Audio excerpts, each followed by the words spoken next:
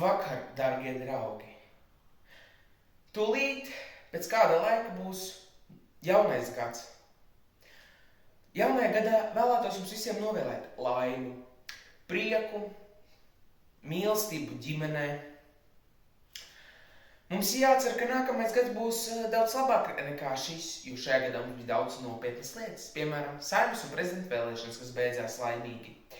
Ekonomikas attīstīšana, perestroika, kur tika nojauktas daudzus mājas un uzbūvētas jaunas, attīstījās mūsu produkcija, nomainījām mūsu valūtu. Tā arī pēdējie notikumi ITR 17. decembrī ir diemžēl slikti, bet jācer uz to labāko. Nākamais gads mums nesīs daudz prieku un laimi, uz to ir jācer. Un uz beigām